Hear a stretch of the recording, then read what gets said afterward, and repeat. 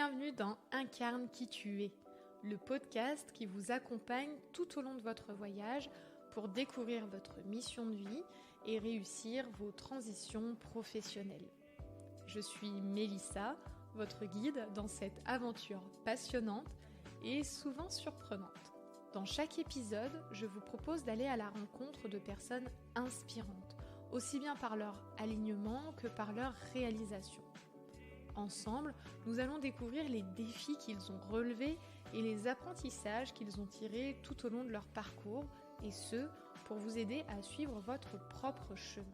Aujourd'hui, pour ce 4e épisode du podcast Incarne qui tu es, j'accueille Sandrine Proserpine, qui vient tout juste de se lancer en tant que formatrice artistique après une longue période de maladie et qui va nous partager son histoire. Alors tout d'abord, bonjour et bienvenue Sandrine. Bonjour. Alors, je suis très heureuse de t'accueillir. On a pu faire légèrement connaissance, on va dire, un petit peu toutes les deux. Et il y a pas mal de choses dans ton parcours qui m'ont semblé très intéressantes à partager. Pour démarrer ce podcast, est-ce que tu voudrais bien faire un petit feedback, revenir sur ton parcours pro avant même de t'être lancé à ton compte? Oui, tout à fait. Alors en fait, on va faire court parce que j'ai eu un parcours, de professionnel qui a été, mouvementé. C'est-à-dire que j'ai changé à peu près d'entreprise tous les 2 ans, en sachant que, j'ai quand même eu une espèce de fil rouge sur une activité que j'ai faite plusieurs fois parce que je connaissais le métier et je me suis dit: «Bah, autant retourner, sur un métier que je connais». Mais dans le fond, c'est pas un métier dans lequel, voilà, je m'épanouissais pleinement. Donc ce métier, c'était le métier de téléconseiller. Après mes études, j'ai fait ça pour travailler, pour rentrer dans la vie active et donc j'ai appris, sur le terrain, on va dire, pendant 4 ans dans une entreprise et c'est un métier extrêmement difficile, mais je sais pas pourquoi, j'ai quand même refait ce métier-là plusieurs fois le long de ma carrière. C'était un genre de fil rouge. Mais effectivement, à un moment donné, on se dit, «Ma place, elle est où?» Parce que, répondre au téléphone sans être du tout, on va dire, mauvaise langue ou et cetera concernant ce métier-là, hein. Mais on se dit: voilà, je suis téléconseiller, c'est bien, mais ça manquait d'envergure pour moi, j'avais besoin de plus, quoi. Mmh. Et en fait, dans ce parcours-là de téléconseiller, j'ai beaucoup, souffert professionnellement, parce qu'en fait, on m'a souvent, comment dire ça? Dénigrée, voilà. En fait, j'ai vécu une expérience assez traumatisante dans un centre d'appel. J'en ai vécu plusieurs, mais il y en a une qui m'est restée où là, j'ai fini, en dépression et en burn-out. Ok. Où, j'étais en fait, sur un plateau, j'étais, amenée à participer à des challenges. Ça, c'était toutes les semaines ou tous les 15 jours, il y avait un challenge où il fallait être, le plus de ventes, le plus de ceci, le plus de cela et celui qui était en tête des ventes gagnait, un bon d'achat, enfin, il y Mhm. avait des cadeaux à la clé et moi, je suis assez challengeuse donc ça mettait un peu de piment dans mes journées. Je me suis challengée pour, réussir et j'ai réussi à être 2e, donc j'avais aussi un petit cadeau. Voilà. Donc globalement, j'avais des résultats qui étaient quand même très, satisfaisants pour mon employeur, on va dire. Mais malgré tout ça, j'ai un jour fait une erreur dans mon discours et je me suis fait alpaguer par, ma responsable. S'en est suivi, un entretien assez lunaire avec mon responsable, mon directeur en fait, qui, m'a fait des allusions, raciste, je suis métisse et il me dit aussi: «Ah oui, tu te la pètes, hein», comme ça. Donc tu as l'air sûre de toi dans les couloirs. Parce qu'effectivement, heu, je finissais par être à peu près à l'aise dans ce métier, dans cette entreprise. J'avais plein de collègues, on passait des bons moments et là il m'a cassé les genoux, quoi. Voilà et ça, c'est une situation qui s'est reproduite, souvent parce que, effectivement, je peux avoir cette attitude d'être sûre de moi, ce qui n'est pas toujours le cas, mais en tous les cas, c'est comme ça que les gens me voient et du coup, lui, il avait envie de me voilà, de me mettre à genoux, quoi, tout tout simplement. Si je comprends bien, en fait, tu dégageais une certaine, assurance. Oui, c'est ça. Tu avais, des résultats qui étaient aussi satisfaisants pour ton employeur et d'un autre côté, ça venait poser problème finalement. On est suivi, bah, moi, après cet entretien, j'ai pas réussi à remonter, en fait, et j'ai fait que couler. Mais tu dis que ça s'est reproduit assez souvent, ça a dû être assez, éprouvant pour toi. Oui, très, Comment très comment éprouvant. tu faisais pour te protéger peut-être tant bien que mal? Comment tu réagissais face à ça? À chaque fois que ça s'est reproduit, je me suis mise en arrêt parce que je pouvais plus. En fait, moi, je donnais toute mon énergie pour en fait, moi, je suis quelqu'un, je vais au travail, on me paye, je dois faire un travail, j'essaie de le rendre, le travail, et j'essaie voilà, de donner le meilleur de moi-même à chaque fois, vraiment. Le retour au travail, quand il se fait, des fois, il s'est pas fait, le retour. Parce que je suis partie en rupture conventionnelle et je suis jamais revenue. Mais une fois, il s'est fait, et quand je suis revenue, j'avais comme les jambes en coton en essayant d'ouvrir la porte pour retourner au travail après presque 2 mois d'arrêt, en fait. Donc c'était très éprouvant, voilà, de vivre ça, et en fait, je me suis rendu compte de ça, là, en faisant un bilan il y a pas très longtemps de mes expériences professionnelles, et je me suis dit: «Mais mince, en fait, l'entreprise, c'est pas pour moi». Mmh. Voilà, moi, me mettre on va dire en porte-à-faux avec mes managers ou en conflit, je trouve que c'est violent, et j'ai pas envie de ça dans ma vie, quoi. On va pas au travail pour Mmh. souffrir. Oui, tu m'étonnes effectivement. Enfin, il y a déjà tellement de lieux où on souffre et où on ne devrait pas d'ailleurs. C'est ça. C'est bien que le travail n'en vienne pas un également. Ce qui m'intrigue, tu m'as dit, j'ai fait un bilan qui m'a permis de me dire à la fin, enfin voilà, l'entreprise, c'est pas pour moi en Oui, fait. c'est ça. Heu, ce bilan-là, c'est un travail que tu as mené, toi-même, comment tu as mené ce travail-là de Alors, bilan? en fait, je vais quand même rappeler quelque chose, c'est que pendant toute ma carrière professionnelle, j'ai changé 3 fois de métier, vraiment. C'est-à-dire que j'ai été de téléconseiller, puis après j'ai fait des ressources humaines, et après j'ai fait de la formation. C'est les 3 OK. grands axes, en fait. Mais à chaque fois, j'ai fait aussi des bilans de compétences. J'en ai fait 3 pendant toute ma Mmh. carrière, voire 4.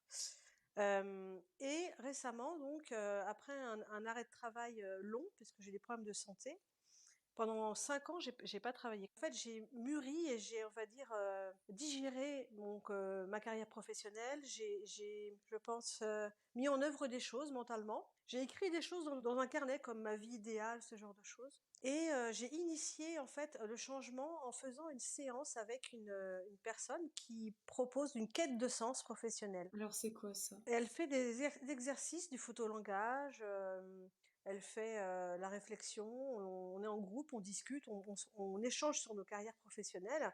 La plupart des personnes ont envie ont ce besoin ou envie de reconversion, et par le biais de jeux et d'activités, à la fin de la séance, on finit par dessiner un objet virtuel sur lequel on va aller noter des mots-clés. Et cette séance de travail, en fait, j'en ai eu qu'une comme ça, et quand je me suis retrouvée en arrêt, je me suis dit: «Mais c'est ça dont j'ai besoin». J'avais marqué bienveillance, empathie, accompagnement, voilà, j'avais noté des mots-clés assez forts qui tournaient autour aussi de la créativité, ce genre de choses. Et ça m'a suivi dans mon cerveau pendant tout mon arrêt de travail, et j'ai commencé à noter des choses sur un cahier en disant, atelier, création, je suis formatrice, formation créative. Je j'avais pas le truc, mais j'avais l'idée déjà. Mmh. Au bout de 3 4 ans d'arrêt, là, maintenant que, bah, les opérations sont passées, que ma santé elle est stabilisée, même si je suis pas guérie, mais en fait, voilà, je peux plus rien faire, donc je vais avancer en l'état avec mon état actuel, et Mmh. j'ai décidé de faire un accompagnement avec une coach professionnelle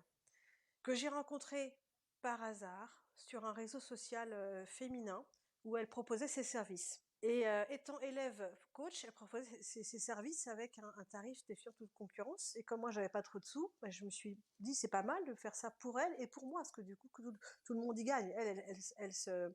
Elle s'entraîne, OK. et moi, à côté de ça, bah, je vais avoir un accompagnement intéressant, quoi. Et donc en décembre l'année dernière, je crois, en novembre, on s'est rencontrés, et donc elle a accepté de m'accompagner dans mon envie de reconversion.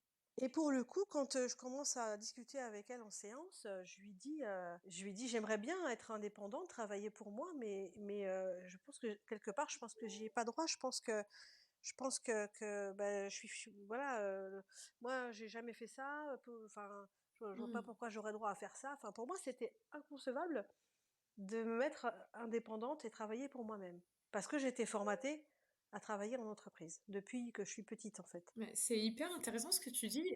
Il y avait clairement quelque chose en toi qui t'a dit: «Je n'y ai pas le droit». Autant d'un côté, tu sentais que l'entreprise n'était pas fait pour toi, mais de l'autre côté, la posture, de l'entrepreneuriat, ça te paraissait pas, Ça me paraissait inaccessible, en fait. mmh, Ça me paraissait, quelque part en plus, bon, c'est vrai que là, je vais travailler, je crée j'ai créé mon entreprise, ça y est, et je l'ai créée sur une activité qui est moi, qui me ressemble à 100.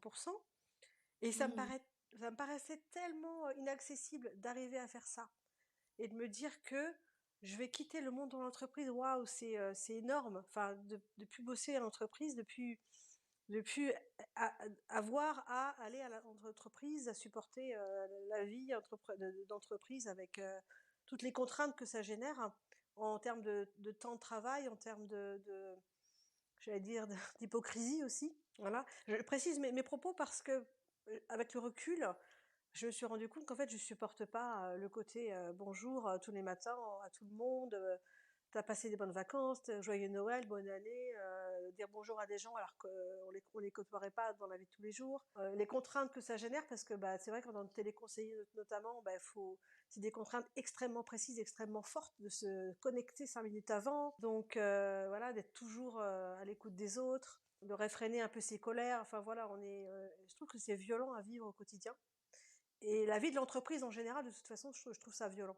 Alors peut-être qu'effectivement, j'ai pas eu les bonnes, hein, mais les bonnes expériences, mais je me suis infligé ça pendant trop longtemps, en fait. Je me rends compte, je me suis infligé ça. c'est vrai que quand on entend un petit peu ton parcours, et on sent bien, l'hypersensible, hyper empathique en toi, Mmh. Ouais. c'est en plus tu as choisi en plus un cadre d'entreprise, qui était, pas forcément le plus, compatible effectivement avec, ta personnalité. C'est venu te challenger, je pense que et tu l'as dit, hein, tu aimes le challenge. Peut-être Ouais. que ton âme a choisi cette expérience-là aussi pour Pour plus tard, bien exactement. sûr. Ouais, ouais, de toute façon, je pars du principe que tout se fait pour une raison. C'est-à-dire que si j'avais pas eu ce parcours avec ces cassures, ces fêlures, cette maltraitance professionnelle, c'est comme ça que je l'appelle, hein, il y a Mmh. pas d'autre mot. J'aurais peut-être pas aujourd'hui décidé de faire ce que je fais. C'est-à-dire que du coup de me mettre en retrait et de faire ma vie à moi avec mon expérience à moi. Mmh mh. J'ai vraiment eu ce sentiment-là de d'être flagellée toute seule. Bah, c'est le mot d'ailleurs, flageller, de m'être flagellée, en allant travailler pour des gens qui méritaient pas que je leur donne de mon temps. Mmh. Mais c'est important pour moi ce que tu dis, c'est que autant, tu parles de «violence, au travail» entre guillemets, en tout cas sur, la manière dont sont structurées les relations, mais il y a aussi cette partie, en fait, je me suis infligé des choses, en fait. J'ai été me gratouiller dans un contexte qui me convenait pas, j'y suis retournée et à un moment donné, il y a quand même quelque chose qui dit: «Stop». Oui, mon corps a dit stop, malheureusement.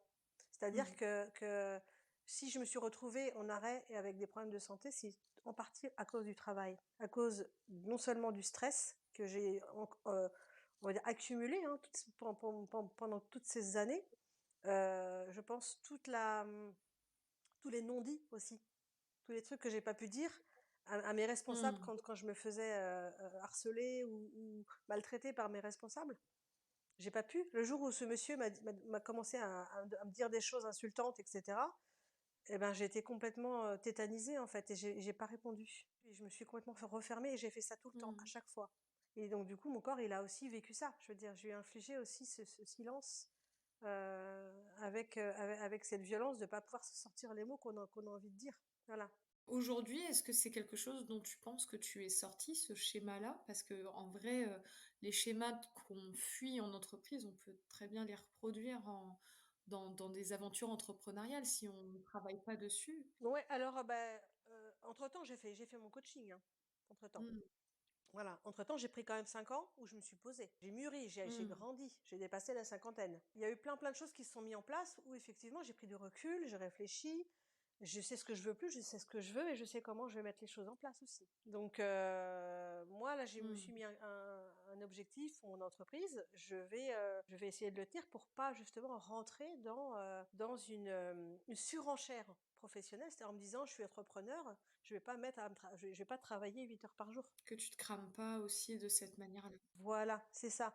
Je me suis mis, quand j'ai fait mon référencement Google, je me suis mis fermé, 3 matins sur 5. Mmh. Comme ça, je sais que ces 3 matins-là, je ferai rien. Et c'est vrai qu'on a parlé du fait que du coup, tu te lançais, tu venais tout juste de te lancer en entrepreneuriat, que ça avait pas été si évident que ça, d'un point de vue de l'autorisation que tu te donnais. On y reviendra d'ailleurs un petit peu plus tard. Ouais, Mais est-ce que tu peux nous dire un petit peu plus concrètement ce que tu fais, aujourd'hui? Dans quoi tu te lances et qu'est-ce qui t'anime? ouais. En fait, donc la genèse de ce projet, elle vient du fait que depuis que je suis petite, je dessine. Je dessine, après je me suis mis à la peinture, après je me suis mis au modelage, avec de l'argile, la sculpture et récemment, j'ai découvert la mosaïque. En disant: «J'ai des compétences artistiques quand même». Voilà et quand j'ai fait une formation de formateur. Dans cette formation de formateur, j'ai pas mis l'artistique comme, on va dire sujet de formation, bizarrement, mais je continuais à faire de l'art chez moi et cetera et à un moment donné, tout ça, ça s'est mélangé. Ça a OK. fait, j'ai mis ça dans une espèce de shaker, j'ai shaké et puis il en ressort quoi? Formation artistique. Mmh. Tu fait ce que j'appelle du «et» au lieu de faire du «ou». Voilà, parce que finalement, c'est ça. Je fais de l'art, je fais de la formation. Quoi est-ce que je et j'avais effectivement expérimenté un petit peu de formation artistique dans le courant de ma formation de formateur mais j'avais pas encore eu le déclic. Et ce déclic, je l'ai eu là, comme ça, parce que j'ai effectivement rien fait pendant 4 ans, mais rien du tout, ni travail, ni art, parce que Mmh. je pouvais pas physiquement. Et du coup, j'avais que mon cerveau qui travaillait en me disant: «Tiens, l'art, la formation là». Et j'ai laissé ça mûrir, en fait, tout seul, un Mmh. peu. Vraiment, j'ai laissé ça mûrir et ça s'est déclenché quand j'ai fait mon coaching professionnel parce que, j'ai reposé avec ma coach, tous les projets que j'avais. Je lui ai dit: «Voilà, je suis arrivée, j'avais plusieurs projets». Je lui ai dit, «J'ai ce projet-là notamment, tiens, de donner des cours, de faire des trucs avec l'art et tout ça». Voilà et en fait, c'est ce projet-là qui est ressorti, le plus et c'est ce projet-là que j'ai travaillé le plus, en fait. Alors, formation artistique, ça veut dire quoi concrètement? Je vais donc proposer aux particuliers, aux professionnels, aux structures de soins, voilà, des séances de 3 heures, 4 heures en fonction de l'activité, où je vais faire de l'initiation, mosaïque, dessin, peinture, modelage, et surtout, ce qui m'importe le plus dans ça, c'est que c'est pas juste de la technique, c'est qu'on va travailler sur le développement personnel et l'expression de soi. Voilà, chacune de mes séances commence par des exercices de mise en condition où Mmh. doucement je fais glisser les gens vers une thématique liée à l'expression de soi. OK, donc c'est là où on a ce mix justement. Mmh. Voilà, c'est ça. Et je réutilise justement des techniques que j'ai apprises en formation de formateur. Je réutilise des choses que moi j'ai aussi de management que j'ai expérimenté pendant ma carrière. Je sais aussi ce que je ne vais pas faire puisque je ne veux surtout pas faire des choses que moi j'ai subies. Donc je prends encore plus de précautions dans ma démarche artistique et ma démarche, d'accompagnement. Et ce qui ressort, de mes séances tests, parce que j'ai fait, une vingtaine de séances tests avant de finaliser l'ouverture. J'ai fait remplir des questionnaires de séances à mes participantes et tout ce qui ressort de là, c'est bienveillance, professionnalisme, enfin les mots-clés sont souvent les mêmes, apaisement, bien-être et ça correspond complètement à ce que je veux apporter, quoi. Voilà. Bon, bah, là, on peut parler d'alignement clairement entre. Je me sens très alignée Mmh. et je m'autorise maintenant à être alignée et je m'autorise à penser que je peux créer ma boîte et que je peux y arriver surtout. Alors, tu me fais une super transition parce que je voulais qu'on puisse revenir sur, comment ça s'est passé ce shift dans ton esprit entre, «Mais l'entrepreneuriat, c'est pas pour moi» et «Je monte ma boîte». C'est grâce à ma coach. Coach professionnelle, m'a fait faire des différents elle a levé les freins, voilà. Elle a levé les freins sur, la vision que j'avais de moi-même dans cette démarche de création d'entreprise. Je ne m'autorisais pas. Donc elle m'a montré des images, on a fait du photolangage beaucoup et ça a été hyper payant. Voilà. vraiment hyper payant. À chaque Mmh. séance, on travaillait sur une image. Voilà. Et à chaque séance, elle me montrait un truc et dès qu'elle me montrait l'image, je faisais: «Ah ouais», comme ça. Après, on a travaillé sur comment moi je me vois par rapport à mes peurs et à mes freins et comme je dessine beaucoup, elle m'a dit: «Écoutez, on va dessiner, vous allez me dessiner les choses que je vais vous demander» et en fait, quand je me suis dessinée au début, par exemple, avec de dos, avec des toutes petites ailes, comme si j'avais peur de m'envoler. Après, elle me dit: «Mais qu'est-ce que vous voulez obtenir, en fait?» et j'ai dessiné des ailes qui grandissent. Voilà et ça m'a beaucoup aidée dans la visualisation. Mmh. Elle m'a fait faire aussi, mon parcours, donc comment moi je me sens et où est ma peur. Donc ma peur, je l'ai dessinée sous forme d'espèce de chien, en fait, mais chien moche et je me suis dessinée sur un chemin et elle m'a dit: «Elle est où, votre chien, c'est votre peur et votre peur, elle devient quoi?» et je lui dis: «Ma peur, je la contrôle et elle marche à côté de moi» et ça, c'est pareil, ça m'a aidée. Enfin Mmh. voilà, j'ai vraiment, accumulant tous ces exercices, tout ce travail, à la fin de mon coaching, j'ai fait mon j'ai trouvé mon nom et j'ai créé mon flyer. OK, donc oui, ça a été vraiment de la transformation intérieure à la Oui, concrétisation tout de suite, en fait. absolument. Mmh. Ouais et mon nom, le nom, je le trouvais pas. J'avais pas de nom. Ça faisait des semaines que je griffonnais sur mon cahier, des trucs créatifs, ateliers, j'étais là et un jour, je passe devant une pancarte où c'est de la pub pour des pizzas et c'était écrit, «Pause pizza» et je regarde, j'étais avec mon fils, je lui fais: «Pause créa». Je lui c'est et je lui dis: «C'est ça», voilà et du coup, ça y est, c'est mon nom officiel, d'atelier. Ah bah oui. Donc Sandrine des Postes Créa. Ouais, Pause créa, atelier Pause créa, ouais. Excellent. Juste pour revenir sur, l'accompagnement que tu as vécu, ce que je trouve très, très, très intéressant, c'est que, ta coach a su, heu, s'adapter à ce qui toi te faisait vibrer. C'est-à-dire, elle a capté que tu étais une créative, et même si on met, de manière, presque systématique des approches créatives dans nos accompagnements, on peut, particulièrement accentuer dessus quand on voit que la personne accompagnée y est réceptive.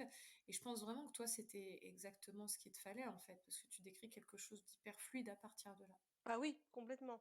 Hem, j'ai pas eu du coup de frein à mon expression. Elle m'a fait Mmh. travailler sur des images, donc et des images dessinées, donc ça m'a aidé moi aussi qui ait ce regard-là sur le côté artistique, voilà, à parler. J'ai pas beaucoup écrit, quelques trucs à réfléchir à la Mmh. maison, mais je veux dire, j'ai quelques écrits à faire, quelques réflexions à avoir. J'ai envoyé des choses, mais globalement tout s'est passé en séance en fait, pour moi en termes d'évolution. En séance et après séance évidemment, voilà et non, c'était hyper riche et je me suis félicitée, en fait. Moi, vraiment, c'est important de dire Mmh. ça, pour que les gens aussi comprennent que si on veut du changement, faut l'initier. C'est-à-dire qu'il vient pas tout seul. Heu, faut se faire violence aussi parce que se dire: «Ah, faire un bilan de compétences, un coaching, machin», Et ouais. il y a toujours des excuses, hein. C'est comme faire un régime, hein. Ça va me coûter cher, non mais c'est vrai, hein. Ça va me coûter cher, ça va, être long, j'ai pas ceci, il faut pas cela, je vais pas y arriver, enfin bref. Hem, là, j'ai eu du bol, enfin du bol. Je sais pas si les gens croient aux alignements, mais moi je crois aux alignements et quand j'ai vu cette annonce de cette personne, j'ai pas réfléchi quoi. Je me suis dit: «Ça c'est pour moi, j'y vais». Voilà et en plus on s'est hyper bien entendu, donc c'est important, hein, de bien s'entendre avec la personne qui nous accompagne Mmh. et on est toujours en contact, hein. D'ailleurs, je la tiens au courant de mes avancées, elle est ravie et non vraiment je les planètes là étaient vraiment alignées, c'était vraiment mon moment, enfin tout s'est bien déclenché et suite à ça, j'ai vraiment tout s'est Mmh. aligné derrière, quoi. Donc là, je suis assez confiante et j'en suis assez ravie d'être confiante parce que je partais pas confiante, hein, encore il y a 6 mois, mais d'être confiante, de me dire: «Il y a moyen». Voilà. J'ai pas gagné, hein, pour moi, j'ai rien gagné encore, hein. Pas parce que j'ai créé, que je me suis immatriculée que tout est gagné, hein, pas c'est pas ça. Parce que je me suis donnée en fait pour ligne de conduite, quand j'ai décidé de faire ça, de ne pas brûler les étapes. Parce que moi j'aime bien quand ça va vite. Voilà. J'aime bien quand ça pulse un peu, je suis dynamique, j'ai de l'énergie à donner et je me suis dit: «Ben non là, pour cette activité, pour ça, pour cette mise en route, il faut surtout pas que je me plante. Donc faut surtout Mmh. pas que j'aille trop vite, faut surtout pas que je grille les Donc étapes». accepter de ralentir, de structurer. De structurer et c'est effectivement ça que je me suis dit. Je me suis dit: «Tu n'es pas pressé. prends le temps, pause, et je me félicite d'avoir ça, c'est une grosse fierté de mon comment dire? De mon évolution que je me suis Mmh. auto-proclamée. Je ne grille pas les étapes et je prends le temps et j'avance doucement.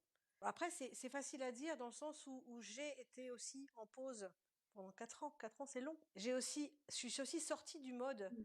qu'on a quand on est en entreprise, où on est la tête dans le guidon. Oui. C'est-à-dire que je me suis sortie de ce mode-là.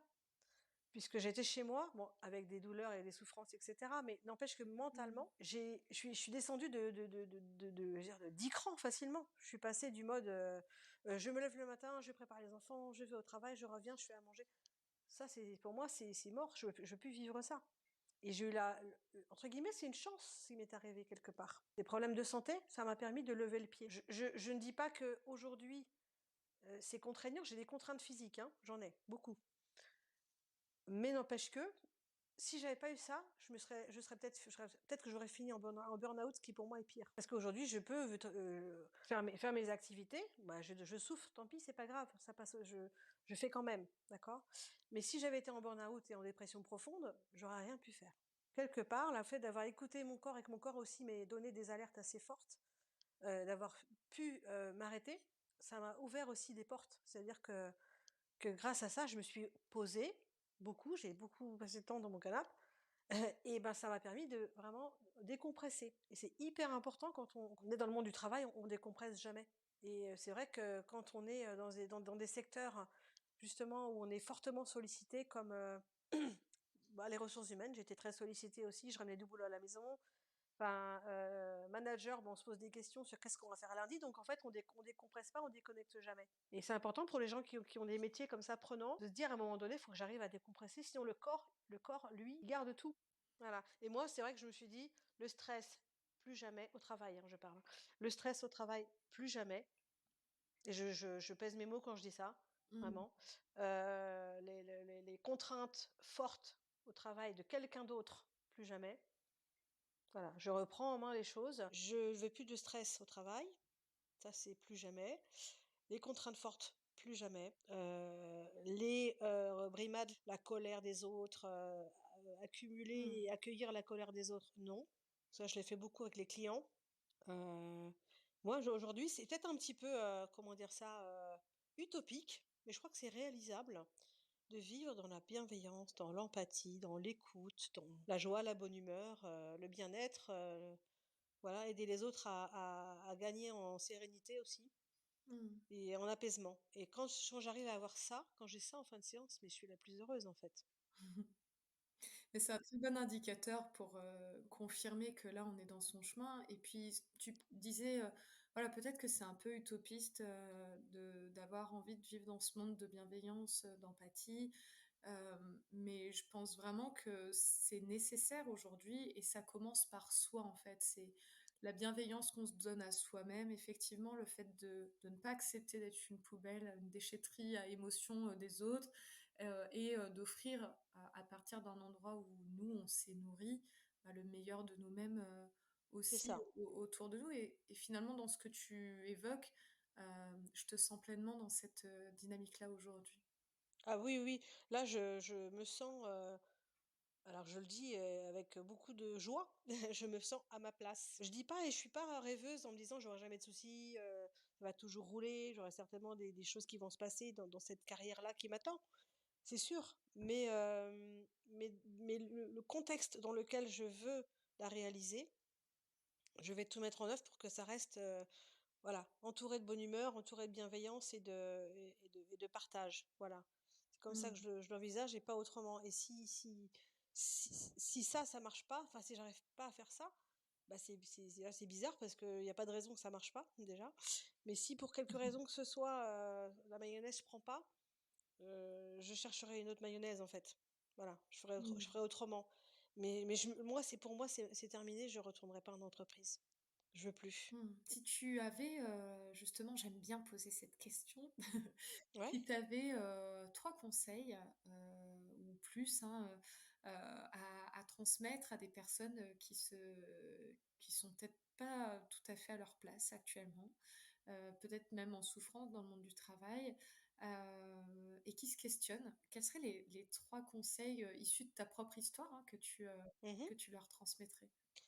Je leur dirais la première chose, n'attendez pas. C'est-à-dire qu'à partir du moment où on souffre au travail, quelle que soit la souffrance qu'on endure, hein, légère ou plus forte, si c'est fort, c'est encore pire, mais quand on est au travail et qu'on y va tous les matins en traînant des pieds, en soufflant, en n'ayant rien qui nous rattache ou très peu de choses qui nous donnent envie d'y aller, c'est déjà une bonne indication pour moi, hein. Mmh. Quand on y va la boule au ventre et qu'on y va en tremblant, c'est encore pire et cetera, quoi. Voilà, les degrés peuvent être très, très élevés. N'attendez pas et ensuite posez-vous une ou 2 questions sur quand j'étais enfant ou quand j'étais plus jeune, quel était mon métier idéal ou qu'est-ce que je rêvais de faire? Moi ça, je l'ai travaillé plusieurs fois en bilan de compétences, Mmh. donc je dirais ces gens-là quand ils sont pas bien dans leur entreprise, offrez-vous un bilan de compétences. Offrez-vous. Souvent les personnes sur l'entreprise, elles ont Mmh. la capacité avec leur CPF qui n'est jamais assez utilisé, de s'offrir un bilan de compétences. Elles peuvent, mais elles le font pas. Donc n'attendez Mmh. pas, offrez-vous un bilan de compétences, refaites un point sur votre carrière, votre vie, vos envies et cetera et si c'est à faire 2 fois 2 fois dans la carrière ou 3 fois, il faut le faire 3 fois.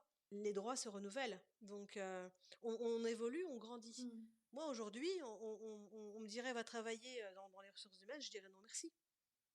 Mais à l'âge où je l'ai fait, je me sentais capable. Et voilà, Mmh. aujourd'hui, on me dirait, Mmh. «Va faire Mmh. téléconseiller». Bah, non merci. Mmh. Voilà, je l'ai assez fait et en plus, maintenant que je sais que enfin, c'est un métier exigeant aussi. J'ai plus envie de ça et donc à chaque âge, il y a son parcours. À chaque Mmh. parcours, il faut se renouveler et c'est un peu ça l'idée, c'est de n'attendez pas, offrez-vous un bilan de compétences et renouvelez-vous. Faut pas avoir peur de ça, de se renouveler, de se dire, que vont penser les Mmh. gens, n'ayez pas peur quoi. Enfin, c'est un peu l'idée, de se faire confiance et de se dire: «Je peux le faire». En fait, la peur va peut-être se présenter comme elle s'est présentée, pour toi, mais elle ne t'a finalement pas paralysée, tu as travaillé dessus. Oui, c'est absolument ça. Après, faut être bien accompagné, je confirme. Moi, si j'avais été seule, bah, je serais encore dans mon canapé en train de me dire: «Qu'est-ce que je vais faire de ma life?» Mmh mh. Mais à partir du moment où on se pose cette question-là, où on est là, où on se dit: «Mais qu'est-ce que je vais faire?» Je connais plein de gens, hein, je suis pas à l'aise dans mon travail, je me sens pas bien, j'en ai marre. Voilà, effectivement, c'est dangereux de se dire à 50 ans: On change de carrière». Je peux l'entendre. Pour des raisons financières, pour des raisons, Mmh. familiales, pour des raisons, n'importe quoi. Mais si on fait pas à 50 ans, à 40 ans, enfin voilà, des âges un peu charnières comme Heu, ça veut dire qu'arrivé à 60, on aurait fait toute sa vie dans une boîte où on a été malheureux. Moi, si j'ai encore, avec la réforme, j'ai encore 14 ans à travailler Mmh et mh. ben, enfin voilà, si je fais ce que j'aime, ce sera tout bénef, quoi. Donc j'ai moi, ça me fait mal au cœur, hein, d'entendre des gens qui me disent: «Je vais au boulot, mais vraiment je sais pas pourquoi j'y vais, Ouais. Mmh même mh. l'argent ça me motive plus, je m'ennuie, les gens m'énervent». Enfin, pourquoi vous vous infligez ça, quoi? Ben, posez-vous ces questions-là dès maintenant. Attendez pas. Moi, j'ai attendu d'être malade, enfin d'être, souffrante pour me rendre compte que je m'étais infligé des choses. Enfin, c'est quand même, Mmh. dommage. Et il y a une peur qui arrive souvent aussi, c'est la peur liée aux finances parce que, ben, C'est ça. souvent quand on est Mmh. dans le salariat, même si on se sent plus à sa place, même si on souffre, il y a un salaire qui tombe tous les mois. Bah, c'est une belle sécurité quand même, hein. Je c'est clair, hein. En tout cas, d'un côté, c'est une belle sécurité et de l'autre, ça peut être, heu, une jolie cage dorée. Finalement, le meilleur qu'on puisse te souhaiter, bah, c'est de kiffer, de vibrer. Oui, c'est Donc ça. c'est ce que je te souhaite vraiment pour, le développement de ton activité et que tu gardes ça comme cap. Ah, mais de toute façon, je peux pas quitter ce cap-là maintenant. Bon. Parce une fois qu'on a mis le pied dedans, enfin, une fois qu'on a compris qu'on avait le droit d'être heureux au travail, alors ça, c'est très important. Tout le monde a le droit d'être heureux au travail. Après, les gens vont me dire: «Oui, tu des magots, quand on est à l'usine, on n'est pas heureux au travail». Oui, c'est vrai qu'on n'est pas heureux au travail partout. Je suis entièrement d'accord, c'est pas toujours facile. Mais dans le fond, si chacun voulait être heureux au travail, s'il choisissait, je mets des guillemets dans tout ce que je dis, hein, je veux pas être, voilà, si chaque personne se posait les bonnes questions, parce qu'il y a des gens qui vont aller travailler en usine à la chaîne et qui sont pas heureux, d'accord? Par exemple, ou faire d'autres métiers qui sont très Mmh. exigeants et qui sont pas, voilà, qui ne demandent pas un épanouissement particulier, on va dire, pour être large. Beh, ces personnes-là, je suis sûre qu'elles ont plein de compétences autres que de mettre un bouchon sur une bouteille. Mais c'est qu'elles ne s'autorisent pas Mmh. à se dire: «Je suis capable de faire autre chose pour travailler, pour manger, pour vivre, quoi». Donc en fait, je fais un boulot qui me plaît pas, ça me paye, Mmh. mes factures, mais en même temps, à côté de ça, bah, je trouve qu'on y passe quand même 8 heures par jour et je pense qu'il est hyper important de se poser ces questions-là en se disant: «Mais si je pouvais faire ce que je veux, qu'est-ce que je ferais?» Voilà et après tirer des ficelles, tirer des trucs en se disant: «Même si c'est pas vraiment ça, beh, je vais essayer de me rapprocher le plus». Complètement. Mais ça, c'est pas moi qui te dirais le contraire. Je partage vraiment cette vision et je pense qu'on gagnerait vraiment, mais même au niveau de l'humanité tout entière, si, chaque personne pouvait être, à sa place, faire, ce qui le fait vraiment vibrer et en tout cas, j'ai beaucoup apprécié, l'ensemble des échanges qu'on a eus, aussi bien sur, la partie salariat qui a été un peu compliquée, que la manière dont tu as pu, réaligner, ta vision, et ton activité du coup, après cette phase, de maladie, de complications au niveau de la santé qui, même si c'est bizarre de le dire comme ça, t'est bénéfique aujourd'hui Oui, finalement. absolument. Je me donne 1 an, parce que dans 1 an, j'aurai un recul, sur la mise en route, j'aurais comment dire ça? Positionné, voilà, certains clients réguliers.